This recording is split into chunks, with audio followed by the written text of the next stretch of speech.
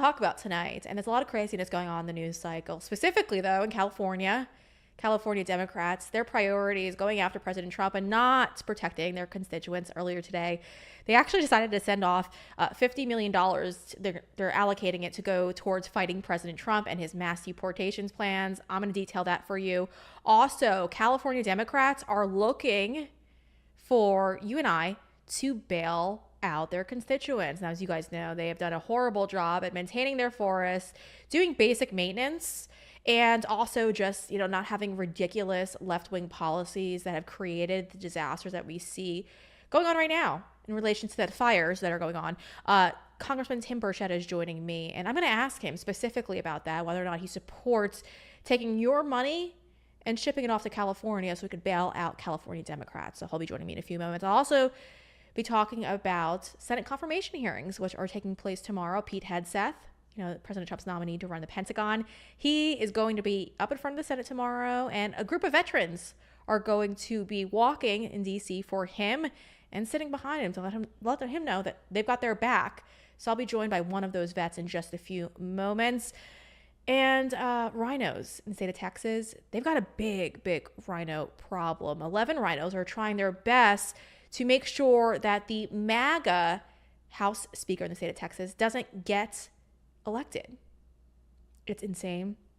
It's wild. Brandon Waltons from Texas Scorecard is joining us to break it all down because, again, we see key Republicans, I should say, who are working with Democrats and claiming to have conservative values. So he's going to break that down for us in just a few moments. So a lot to dive into. So let's kick it off.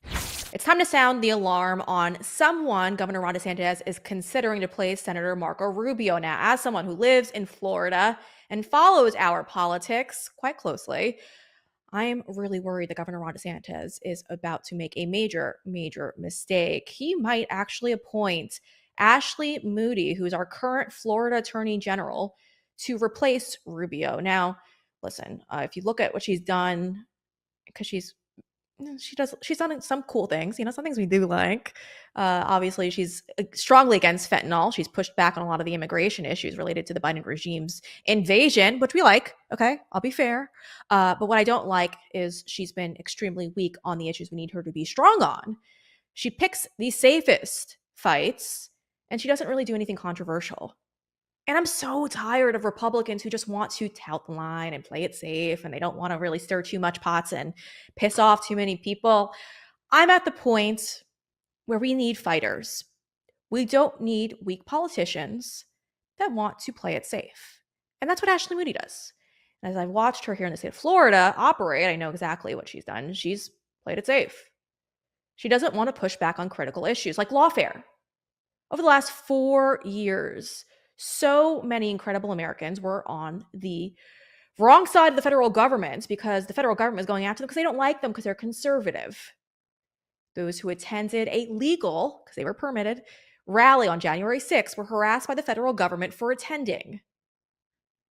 J6 defendants all over the state of Florida were the victims of the weaponization of our federal government. Now, I've got some names for you on your screen, and I'm going to go through each of these people.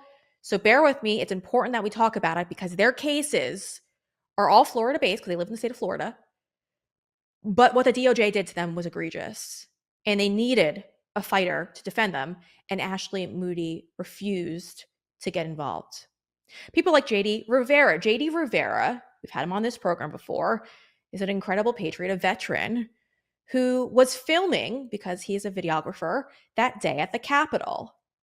Now, all he did was film. In fact, I know he was in talks with the local news station about turning over his footage because they wanted to bring him on board as a videographer. Well, J.D. Rivera received a bang on the door from the FBI one day, and they were prosecuting him for trespassing at the Capitol. Now, J.D. Rivera is a Christian, so obviously the Biden regime is going to target him. He's a patriot, he's a veteran, but he's conservative, and they don't like that. J.D. Rivera, like I mentioned, is a videographer. Okay, so his money is made through taking video. The FBI seized all of his devices And still to this day, even though he served time in prison, he's no longer on probation. Oh, he was also added to a terror watch list because TSA just threw him on there. So for years, he had to be classified as a terrorist and go through extensive searches. Ashley Moody did nothing about that. It's not just JD Rivera. People like Kelly Meggs, who is currently sitting right now in federal prison. Kelly Meggs and Sergeant Ken Harrelson, who both were co-defendants during the Oath Keepers trial, are two incredible men. Now, I know this because I've stayed in touch with both of them. Kelly Meggs, I constantly do stay in contact with. I email him quite often. He was sentenced to over a decade in prison for attending the rally on January 6th. Him and Ken Harrelson did make their way into the Capitol. Now, we've had Ken Harrelson on this show. He's detailed it for you before. They were just there to bring peace and make sure that everyone was being extremely peaceful. They ran into an officer, Capitol Police officer, who was not being peaceful and was actually agitating the crowd and was provoking them. And they got nervous because they saw his finger on a trigger. So they thought he was going to shoot into a crowd of protesters.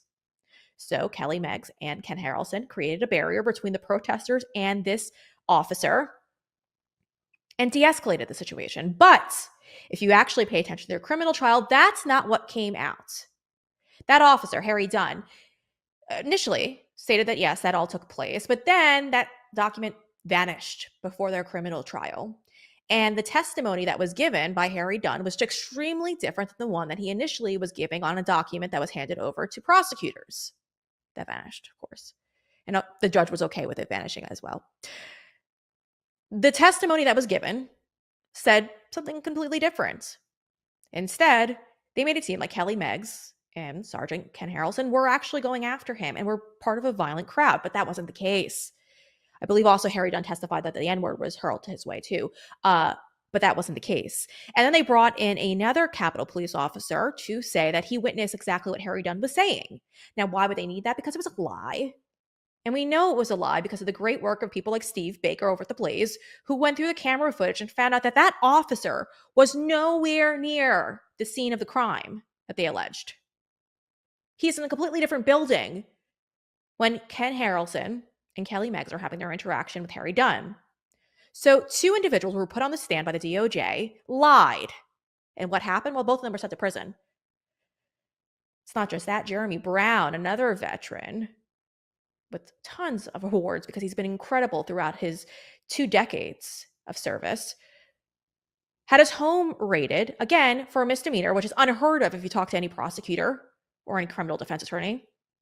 And during that, the federal government alleged that they found things in his home that he shouldn't have had in his home. Now, Jeremy Brown says that they were planted. He does not claim those items. And the guns that they say were legally in his possession, it's a Second Amendment issue. It's not something that's illegal. And Jeremy Brown is willing to fight that because he truly believes in the Second Amendment. But his home shouldn't have been raided in the first place because it was a misdemeanor offense that they were accusing him of. He didn't even go into the Capitol. He was outside the Capitol, saved a woman because we have it on footage.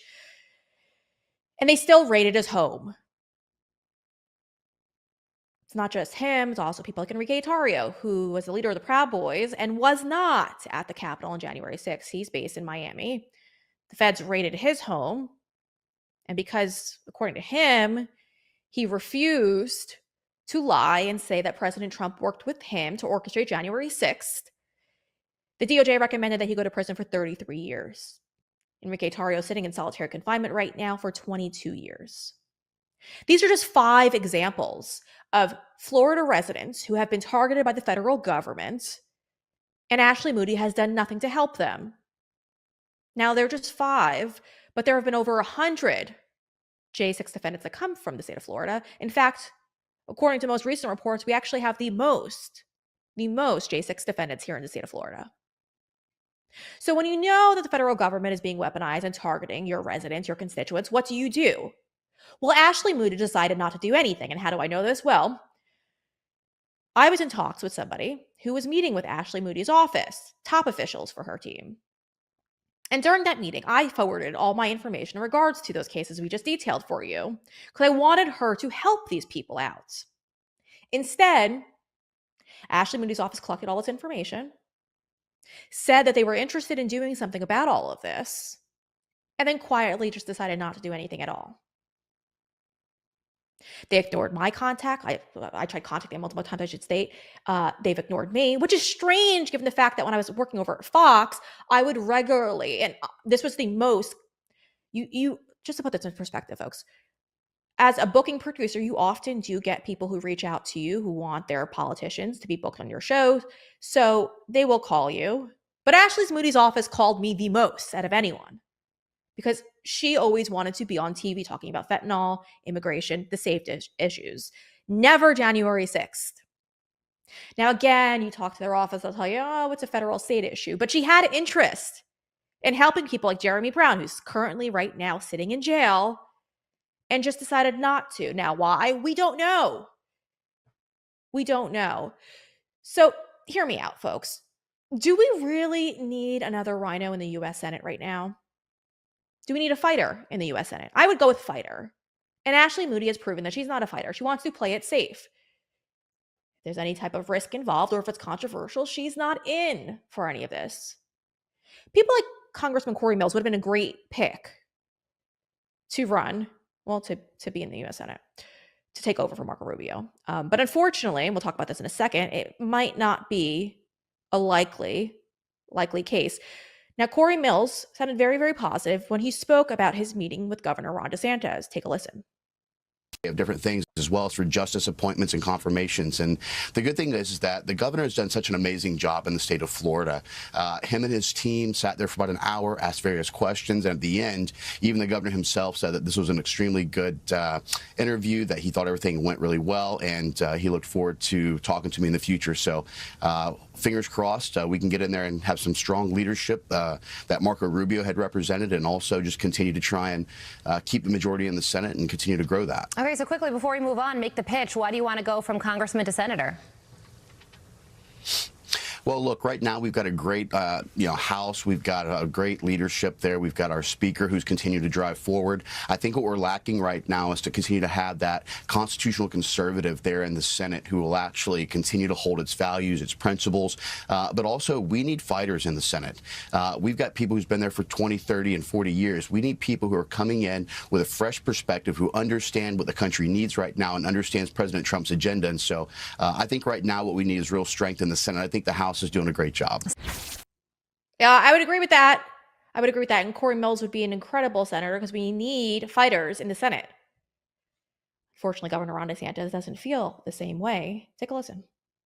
Not even counting qualifying all these other things. So they're going to be at 217 on January 20th, which means if all the Dems are no, if they lose one Republican, then they can't. If you had 216, 215, because I appointed someone in the Senate, then if you lose one Republican, then the Dems would actually have a one seat majority. So that's just a big practical concern. It's not anything that any of these guys have any control over. It's not their fault, but that's just the reality that we're dealing with. I don't want to do anything to inhibit getting the agenda accomplished. And even though the appointment is for a Senate, if that ends up impacting what the U.S. House is able to do. And oh, by the way, I mean, if it wasn't for Florida, you would have a Democrat majority in the House right now, as it's just the reality.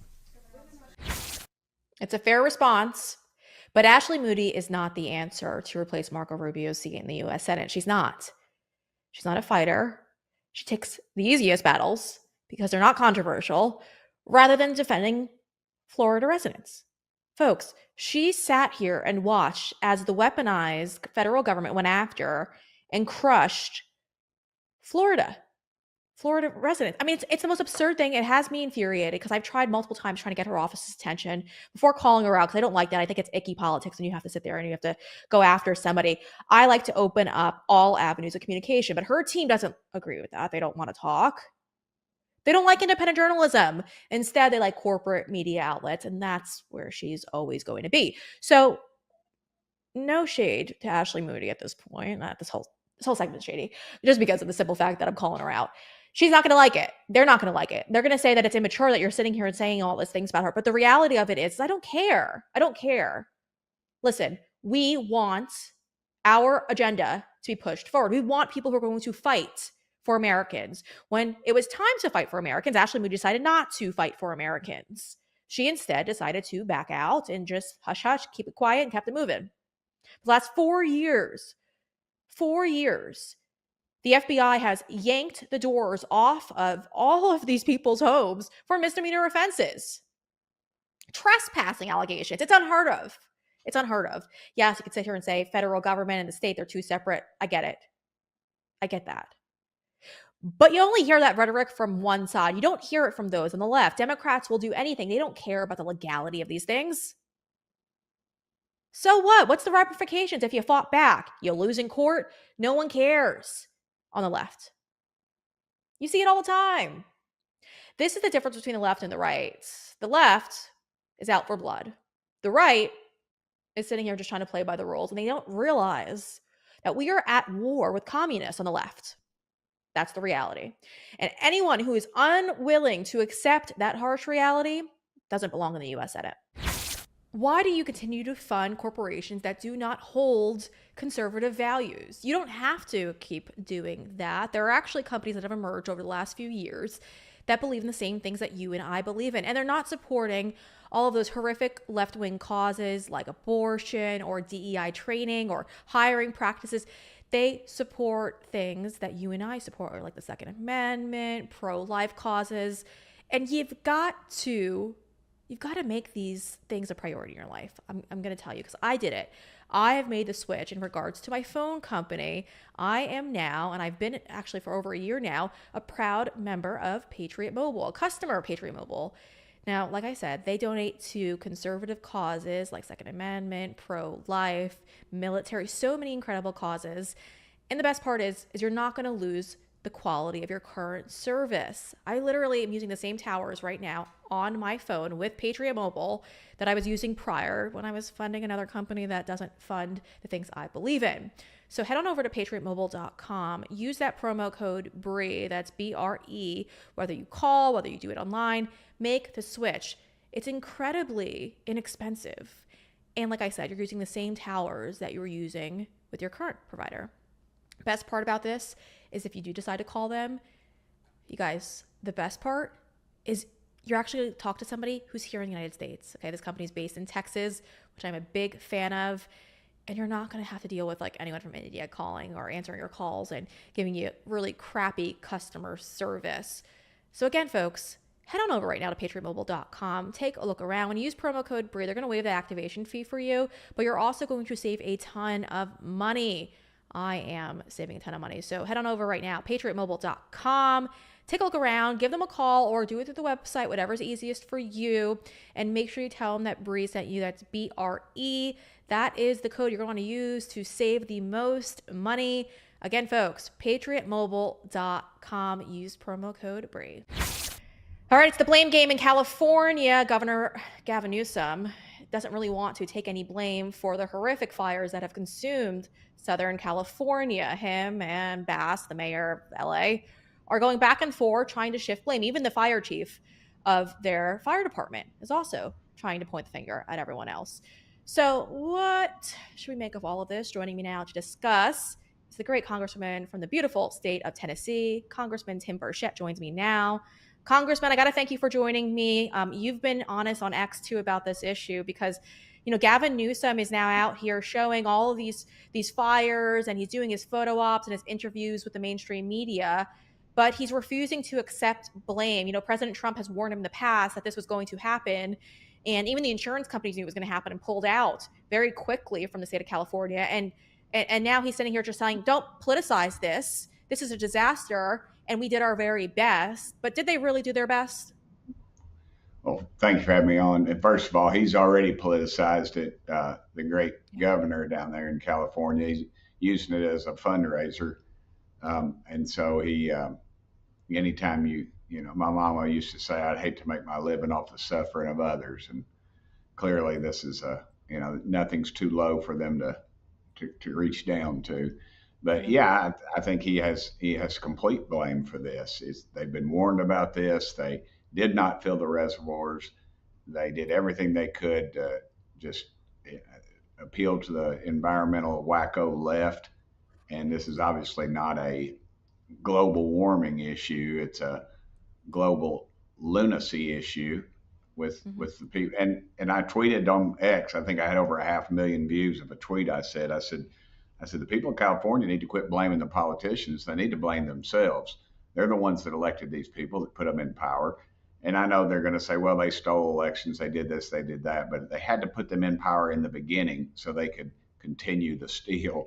And they'll continue to do that. Hollywood, I hear these people saying, oh, they've changed. They're turning. No, they won't, because they've sold their soul to the devil. If they're successful, mostly in Hollywood. There's a few out there that aren't, but you've got vast numbers that are, and they just keep doing it, and they'll keep electing them, and you'll see more and more people leave there, and the only people that will stay there are the complete haves and the completely have-nots, the ones that just can't get away.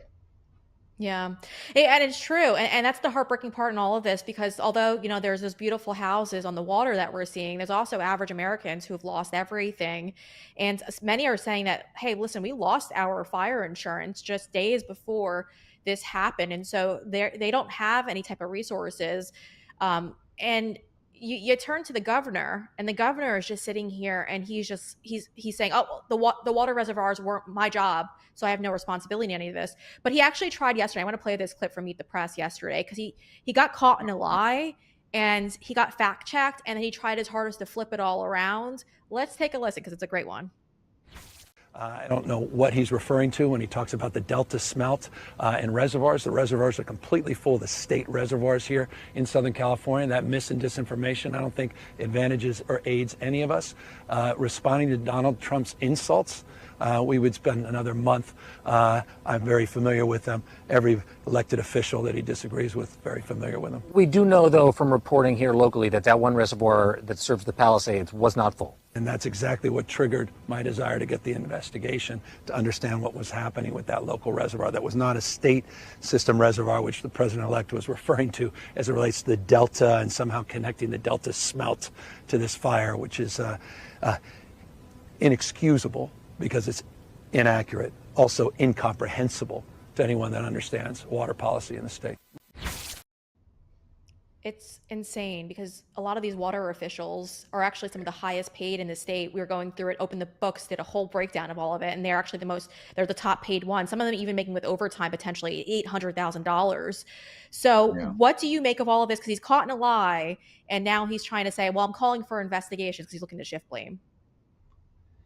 Well, clearly he's in everybody's sights, and he knows it, and he's double talking right there. It's if the water was there and it was available, they should have been using it and offering it. And the truth is, Trump warned them. He talked about it. He actually cleared up a situation where they could get water, and Gavin Newsom turned them down years ago. And this is what they get. They keep going with these crazy liberal policies. They go to the extremes. Everybody else in the world, they say, oh, we'll save the fish. Let's make some concessions here. Let's set up a special thing, like salmon, for instance. They tore down 3 or 4 dams, and everybody else in the world builds these stair steps for salmon to get upstream. But yet in California, they tore down the dams. There's no way to hold the water back. It goes right into the Pacific Ocean. It's just complete political double talk. And again, they keep electing these people, and they expect something different, and this is what they get. This is what they get. If I was advising people politically in California, I understand they already have a recall petition that was already been filed prior to this. So I suspect if people can find a pencil, if it's not burned up, they'd be glad to sign on to it. But if I was advising somebody politically, I would find somebody a little bit outside of the system, and I would take him on. I would say, this is our alternative. Let's put somebody in place that knows what to do, that's from California. It's not a carpetbagger like this guy is, and put them in place, because this will continue to repeat itself. Yeah. And there's no room for improvement with California Democrats, because they're making it very clear that fixing these issues really isn't a top priority for them. Earlier today, we learned that California Democrats, reached an agreement for $50 million to go towards pretty much just fighting Donald Trump and everything that he's going to be pushing forward legally, and even giving half of that to fight those who are being deported by the Trump administration. So they had a special session, pushed that forward to make sure that they could fight the president on anything he's looking to bring forward. But they didn't really do anything for the people who just lost all of their homes. Now we're seeing certain California Democrats turn to the federal government and say, well, now we need a bailout through FEMA and through other budget related issues for get more spending here to help these people out, these residents out who just lost everything. Congressman, would you support, just based on how things are going right now, would you support giving the state of California money in regards to these fires for those who have lost their homes? Because they're not really talking about how can we fix the issue. They're just asking for more money with their wallets out. No, I wouldn't. As a matter of fact, we just gave $100 million to FEMA, and the people up in Upper East Tennessee and North Carolina are still living in tents without electricity and water. And this weekend, a bunch of them were kicked out of their motel rooms because allegedly FEMA had run out of money. So no, why do we want to give a corrupt government, which is what we have in Washington, D.C.? Why would you want to give them any more money to distribute anywhere?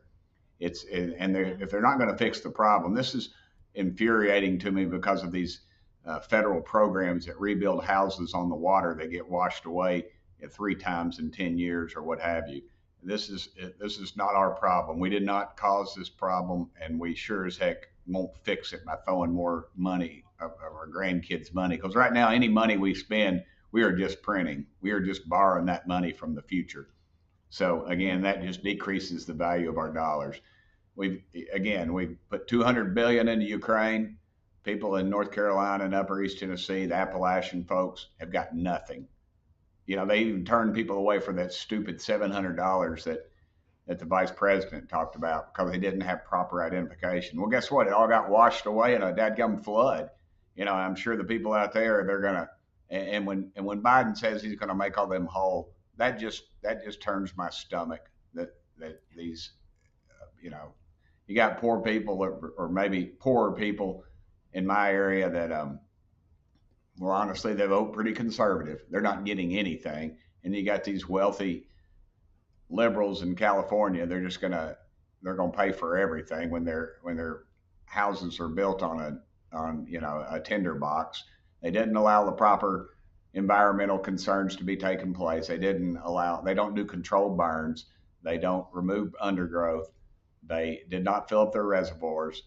And this is what they got. And then you've got a clown governor. I tweeted earlier today, Nero was fiddling while Rome burned, and he's pretty much Nero, and this is pretty much Rome burning. Yeah. And it's infuriating. Like you just said, this was all avoidable. There was an article from October that came out about those control burns that you were just talking about, how the state of California decided not to do it this year. And the headline literally says, is it worth the risk? And now we're living in that risk that they took. And sadly, it's devastating, yes. But like you just mentioned, people in North Carolina, in Tennessee, they're still living outside. I actually have a follower on X who lives in North Carolina and has been very, very kind and messaging me initially because he needed Starlink. He lost everything. They lost their school. He was working at a school, Christian school in North Carolina, and he lost everything. And sadly, what happened was he's not able to feed families who need to be fed. And so, we've tried pulling our resources together, but I checked up on him just a couple of days ago around the holidays. I heard they were going to go through a really cold couple of days. And he's practically in the same position as he was before, maybe improved a little bit. But again, we have Americans who are now in the winter and they can't even get heat in their homes or whatever kind of shelter they've been able to get together. They are going through it right now in North Carolina, and everyone's turned to California because that's the left's donors. LA, Hollywood, all those people have donated to them for a very long time. So it's pretty disgusting to see how quickly we have to turn. Congressman, before you go though, you've done an incredible job, and I want to highlight just that. You recently sent a letter over to President Donald Trump saying that we need to pull all funding from the Taliban. Now, the reason why I think this is so insane, it's a great job on your part, but we're literally begging our federal government to stop funding terrorist organizations. So what's going on here, and do you think President Trump's going to be able to do this? Well, I passed a bill last year in the House, and honestly enough, I couldn't get any senators to even take it up. And so that kind of disgusts me about the whole thing. And now I'm refiling the bill, and with the help of you all and Heck, even Elon Musk chimed in. They asked President Trump, a very good reporter, asked President Trump about that down at Mar-a-Lago, and he said, he was aware of it, and he thought it was a lot more money going overseas, which it is, but the 40 million a week getting to the Taliban, they hate us. They'll hate us for free. We don't need to be paying them. And shame on the Senate for not bringing the bill up and letting it die. And so I'm bringing it back again. And we've made it tougher this time because with Trump in the White House and the attention it's getting, I dare somebody to vote against it. Yeah. Yeah. And, Sean Ryan's done an incredible job at exposing all of this. Yeah. So Sean is he brought it to me. He told me about it, and I shook my head in disbelief, but I wasn't surprised when I dug into it. And he did an excellent job. Him and Legend and a few other folks got a hold of that thing, and I was glad they got it to me because I'm running with that one. yeah, well, that's a really important one. It should be a top priority for the new session. So we'll see how that all plays out. Congressman, I want to thank you for joining me as always. It's always great to catch up with you. Thank you, ma'am. And as always, it is my pleasure. Thank you. Putting a show like this together isn't easy. It takes a lot of manpower, and we're looking to expand. I gotta say, folks, it's not easy. It takes me about 14 hours a day to put this show together, and I need some assistance because we're about to get a lot of documents coming from our federal government very, very soon. So if you'd like to help me out and help this program out, head on over to supportbree.com. That is a platform we've set up to help us keep independent journalism alive. Supportbree.com. That's supportbre.com. It's done through DonorBox, so it's safe and secure, and you get to pick the dollar amounts. And then you get to pick whether or not you want to make a monthly or a one-time donation. The monthly donations are extremely beneficial because it helps us come up with a budget. So again, folks, it is supportbree.com. It's done through DonorBox, safe and secure, and it helps keep journalism alive. Real journalism, though, independent journalism. So again, folks, head on over to supportbree.com because I greatly appreciate it when you support my work as an independent journalist. Well, Pete Hegseth is set to make his way in front of the U.S. Senate for his confirmation hearing. As many of you guys know, he's been nominated to be the leader over at the Pentagon. And obviously, he hasn't had it very, very easy. But he is receiving the backing of incredible veterans all across the country who will be walking in D.C. tomorrow and supporting him during the hearing. One of those great vets is Larsen, and he joins us right now. He's a former U.S. Navy SEAL and head of military investing at CBERT. Kaj, I got to thank you for joining me today. And thank you for doing this because, Pete Hegseth hasn't had it easy. Since the moment he was announced as the nominee to lead the Pentagon, has had it really, really rough, false accusations coming forward, and they tried to bash his character. So it's really important that he's getting the backing of incredible veterans like yourself. So why are you guys heading to DC tomorrow? And why do you think it's so important to back Pete Hegseth? Yeah, I think you nailed it. And what's interesting is that if you look at those kind of allegations that you were talking about, all the attacks that have come against Pete's nomination, almost all of them have been these ad hominem attacks, like these sort of unproven accusations of sexual harassment, allegations, almost insinuations that somehow his character was compromised. And the reason that you see those ad hominem attacks is because if you look at the substantive issues, the policy issues, Pete is actually a pretty extraordinary selection for Secretary of Defense. And what's happening tomorrow, the reason why you have this kind of unprecedented consortium of veterans who are gathering in the Capitol. Remember, Breanna, veterans are inherently, the military is kind of inherently apolitical. When we were, prosecuting the global war on terror and kicking doors in Iraq and Afghanistan, we weren't asking whether the person in front of us was a Republican or a Democrat, right? We were all about mission accomplishment. And the reason that you're seeing this groundswell of military folks, 100 SEALs and special operation veterans descending on the Capitol during a confirmation hearing, a Senate confirmation hearing to support Pete, is because we know how important the mission is, and we know how warfighting is transforming and how the culture of the military matters so much. And it's a tacit, not so tacit, it's an outright endorsement of the person who we want to lead the wars of the future. Yeah, and that's really important that you said that because sadly, under Joe Biden, our military has become so political, and it's led to a lot of people not wanting to enroll and to fight for this country if we need them to fight and defend this country. And so they're dealing with that. And I guess the way that the Joe Biden administration has kind of pushed back on all of it and tried to fight back with the low enrollment numbers is by, let's just say, not putting the best people out there and promoting those who maybe not be they're not physically capable of taking on the positions that they're being given, but because they check off certain boxes, they're being promoted within. How do you feel? And how do you feel Pete's going to do on all of this? I think this is really important when it comes to all these DEI hires and these people who've been promoted based on things that none of us can help, things that don't really highlight your qualifications. A lot of people are nervous with Pete and think that he's going to start demoting people who have been given these DEI promotions. How do you think Pete's going to perform when it comes to that? Because I think that is the reason why so many on the left don't want to see him as Secretary of Defense.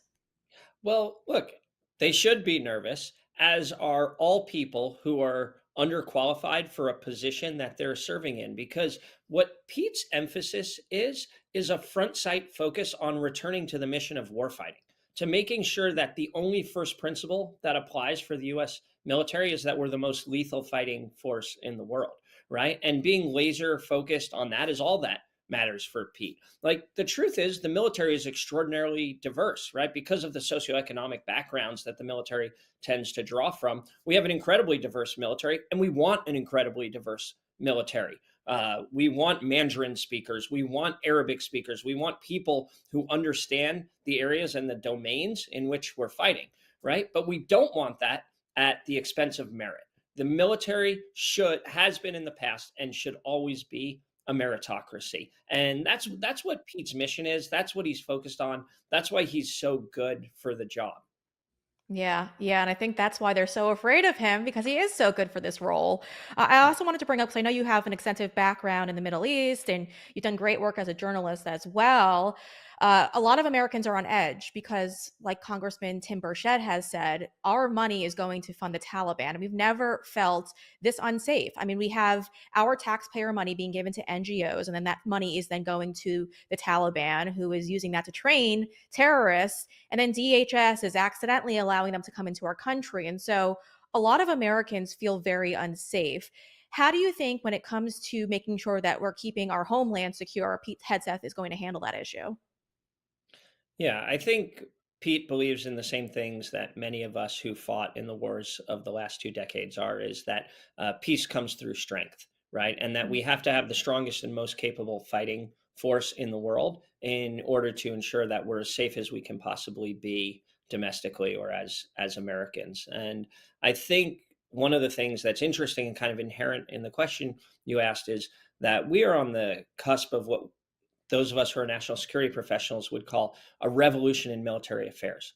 War is changing, and it's changing really, really rapidly, right? We saw this in Ukraine with the advent of drone warfare, which I remember the first drone that I flew in the SEAL teams, it like went straight up and crashed straight down. And now drones are a ubiquitous part of future wars, and robotic warfare and AI are coming online extraordinarily fast. So the rapid pace of technological change necessitates a military that is nimble, flexible, and does things differently. And we have to be well positioned to adapt to that change. I would make the argument that the status quo, the military and the Pentagon bureaucracy that we have built so far, even giving the admission that we're still the most lethal fighting force in the world, and 95% of military fighting men and women are extraordinary, right? We are not best positioned to take advantage of the wars of the future. We need somebody who is not inherently of the system, but who understands the system.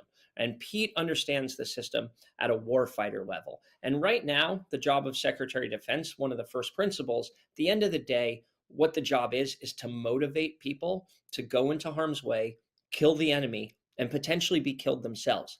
And that is a really hard thing to do.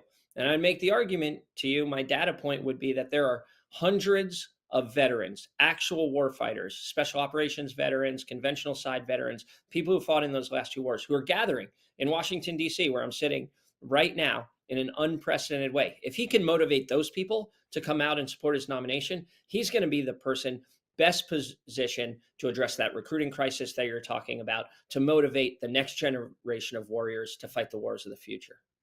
Yeah, and I think it's all really, really important. And I was cringing just a couple of weeks ago when the Pentagon had to correct the number of U.S. service members who are stationed right now in Syria because they didn't realize it was over 2,000. I believe the original quote was 900. And then to hear them say that Pete Hegseth isn't qualified to lead the Pentagon after that error is pretty absurd in itself. So we're excited. We're excited to see. I think he will get confirmed, but he's fought. This was a battle to get to this point, to get to this confirmation hearing itself. So we're excited to see him do just that. We're excited for all of you who are going to be there supporting him. Kaj, I want to thank you for everything that you've done and what you're continuing to do for this country, because it's incredible and it takes a lot of work. So thank you. In case you didn't know, this show is available as a podcast as well. So make sure you head on over to Spotify, Apple, Amazon, whatever your favorite podcasting platform is, and give us a follow. We've got a ton of exclusive content coming your way. I'm heading to DC for the inauguration, so don't miss out on any of my coverage. The best part about having a show like this one is I get to pick who we partner with. So I only partner with patriots and companies that truly believe in the same things that you and I believe in. And so, you know, okay, in all of that, I'm working with Mike Lindell over at My Pillow. Mike Lindell has a great line of products. He's a patriot. He literally put everything on the line for this country. So you got to head over to mypillow.com right now because there's a New Year's sale going on right now. Incredible, incredible prices. A lot of those pillows that you and I both love, they're on sale. And the best way to lock in those savings is with promo code BRE. That's promo code BRE. I'm actually really excited because the body pillow, and I don't think I've seen this inexpensive, is only $29.98 with that promo code BRE that you see there on your screen. That promo code, best one to use to save the most amount of money. Oh, the Giza pillowcases. I do need 2 more of those, so I'll probably stock up on that soon. Those are on sale right now for $24.98. And if you're a coffee drinker, you guys got to support. You got to support Mike Lindell, and he has an incredible line of my coffee. That's the brand. I was at one of his symposiums for election fraud. Maybe it was like 2 years ago, and he was brewing it. Everyone was loving my coffee. Literally, everyone just chugging cups and cups of it, and everyone thought it was amazing. I don't think they realized at first that it was his brands, and when they finally learned, they were very, very impressed. So you got to head over right now, mypillow.com, use promo code BRE. There are a ton of products you probably didn't even realize that Mike Lindell has, and there's an incredible sale going on right now. So support people that support things that you and I truly do believe in. Head on over to mypillow.com and use promo code BRE, that's promo code BRE, to save the most amount of money. The great state of Texas has a rhino problem. We've talked about it on this program before, but sadly, they're undercover rhinos. They're trying their best to pretend like they're conservatives or have some connection to conservative values, but they're actually working more with Democrats. And with the new session starting up tomorrow and their big vote for speaker, it's going to be a showdown. Joining me to discuss is Brandon Waltons. He is one of the great folks over at Texas Scorecard, and he also hosts the show Daily Headlines over at Texas Scorecard. And he's with us now. So Brandon, there's a lot going on right now in the great state of Texas. This speaker's race is heating up, but it's actually not supposed to heat up. It's actually just supposed to be whoever they nominate is supposed to automatically get it. And we know that David Cook was the one who was supposed to be the speaker, but it's not really playing out to be like that. So tell us what's going on in Texas. Yeah, so, who would have thought that in Texas, of all places, we've got large Republican majority in the Texas legislature, both in the House and the Senate. But specifically in the House, you've had a situation now for years where, despite the fact that Republicans control the legislature, there's been essentially a power sharing agreement where Democrats have been given committee chairmanships in exchange for supporting more moderate Republicans to be the Speaker of the House. So you essentially have Democrats running the show, deciding who's going to be the Speaker of the House instead of Republicans. This time set out to be different. There's actually a nomination process. Republicans are supposed to nominate their candidate. They nominated David Cook last month, but that hasn't stopped a small group of Republicans from attempting right now to join and build a coalition of Democrats to thrust a Representative Dustin Burrows. who actually lost the Republican nomination. He literally lost, that vote, and then immediately went and said, "Well, I got the votes to be Speaker." He's got, more Democrat support than Republicans, and he's trying to scramble something together before the vote tomorrow. That's concerning because, again, I think it's a key 11 Republicans in the House are the ones that we're questioning here. Now, like you mentioned, right? We've seen this play out before. You and I have spoken about this. We know that there was about 24 last time around, but a lot of them lost their elections after they went after Ken Paxton and made that their priority. And it was a big losing factor for them. But 11 of them are still standing right now in the Texas House. And so they're the ones who are pushing all of this. But there seems to be a really interesting connection here that I want to make. And I want you to kind of explain it to our audience because this is really kind of interesting. The Third Coast Bank connection. I saw AG Paxton talking about this on X. Here's the graphic here. So what does this all mean? Because I saw you called out somebody else who was lying and said that they didn't have an account, but you found out that they do. Yeah, so the Third Coast Bank thing is very interesting. We actually reported on this about a year ago when current House Speaker Dade Phelan, he's actually leaving. He announced he wasn't going to run for re-election for the speakership last month after basically he didn't have the votes to do it, right? And so he's leaving. But we uncovered a year ago that Dade Phelan had actually had shares in this Third Coast Bank, that his family real estate business was very closely tied to it, and that the connection actually went back a little further to the Speaker of the House before Dade Phelan, a guy by the name of Dennis Bonnen, who's now essentially a lobbyist in Austin. He had sold his bank to this Phelan-connected Third Coast Bank, and you're starting to draw these lines and say, well, that's interesting. This small bank is sort of showing up a lot of places. Well, then you get some members of the legislature like Cody Harris, somebody who's been a big supporter of Dade Phelan, somebody who is trying to work against David Cook, the Republican nominee for Speaker. He actually last week essentially filed an ethics complaint against the Republican Party of Texas chairman, trying to put him in jail for telling members that they need to support the Republican candidate for Speaker. Turns out that he actually was given a pretty cushy job with the bank just shortly after Phelan became Speaker in 2021. And then you have other members like Dustin Burrows that I previously mentioned that is trying to make this run for Speaker with Democrats. He actually owns shares in this bank. And so you start connecting the dots. You see a lot of these people that are a big part of the establishment, cabal in the Texas House, all have connections to this bank. And this isn't just, Texas Scorecard pointing this out or some people, here or there. You actually had the Lieutenant Governor, Dan Patrick, weighing in on this last night, comparing it essentially to like a Goodfellas situation where some members of the House, like Dustin Burrows, Cody Harris, Dade Phelan, seem more interested in just protecting their own personal business than actually helping pass conservative priorities.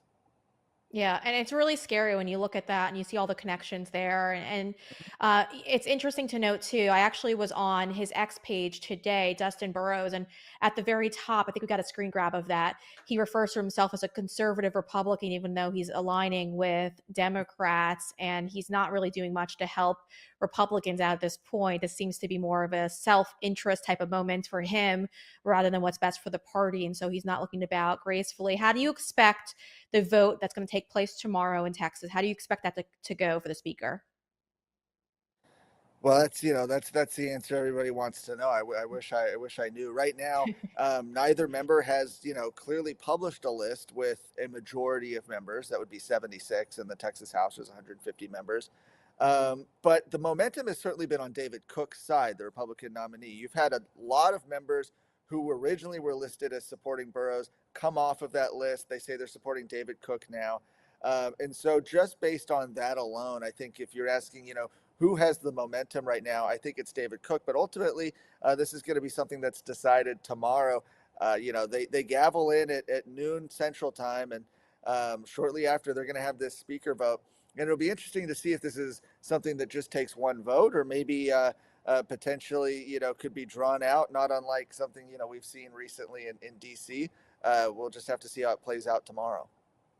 Yeah, I'm going to be cornering Call It a Texas Showdown, and it's going to be taking place tomorrow.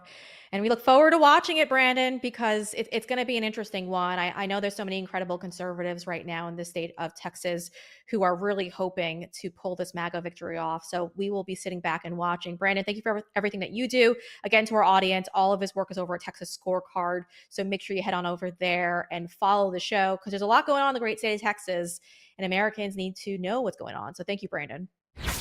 All right, that is it for me tonight. Thank you so much for jumping on. We've got a good show heading your way tomorrow, so make sure you're here, 7 p.m. Eastern time. If you haven't done so already, I'm going to remind you, because you're missing out big time. Head on over to all of our favorite podcasting platforms like Spotify, Apple, Amazon, and give this show a follow.